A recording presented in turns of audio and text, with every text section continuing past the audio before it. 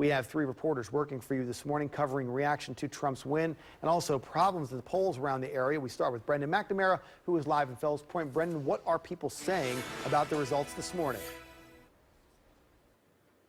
Well, as you guys know, Maryland is a very blue state, so it's not surprising that a lot of people here are disappointed this morning. Hillary Clinton got over 60% of the vote, so most of the people here were looking for her to win last night. It sounds like a lot of people just assumed that she was going to win last night as well. There were people out here we've heard watching at bars and restaurants and things like that. Some were shedding tears, we heard, when Donald Trump started winning a lot of the swing states last night, and it kind of became clear what was going to happen. People said they were shocked, stunned. One man told us that this was all messed up, and that's how people we've talked to have been reacting to this just this morning. One woman we did talk to was a little more optimistic. She said she actually, she didn't say if she was a Trump supporter or not, but she hoped that people would come together and give him a chance since he did get the most votes last night, and that's how we're going to have to move forward with him as the president, even if you support him or not.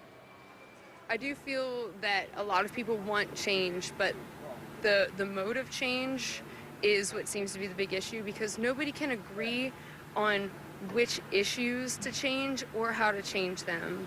But as long as we can remember the fact that we all want change, perhaps one day in the future we can find a middle ground and find a way to cause change. So we're here outside Jimmy's right now, restaurant in Fells Point, and here a little bit later this morning we're going to hear from 2 of our Maryland senators, both of them, Mikulski and Cardin, as well as the man who is going to replace Senator Barbara Mikulski, Chris Van Hollen. He is one Democrat who did have a big night last night, so it'll be interesting to hear what he has to say and what his take on all of this as well. But now we're going to go to Cassie Carlisle. She is live in Dundalk this morning at the Boulevard Diner. Cassie.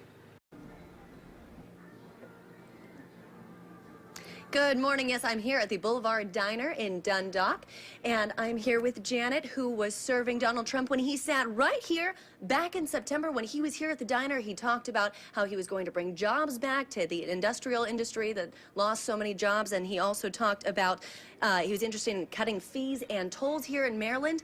And when you met him, you had a decent impact. Yes, I did. And what do you think about him winning? He is now the president-elect in January. He will be taking the stage and making that speech. I do believe it's great, and I hope he does follow through with all that he said he's going to. And I mean, you are one of the minority here in Maryland. What do you think about that?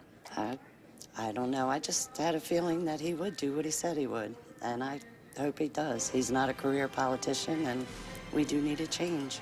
And I mean, there was just so much negativity surrounding this race. Do you think that that is going to change now that the election is over? I hope it does. I hope it does. I hope it brings the country together, I guess you could say.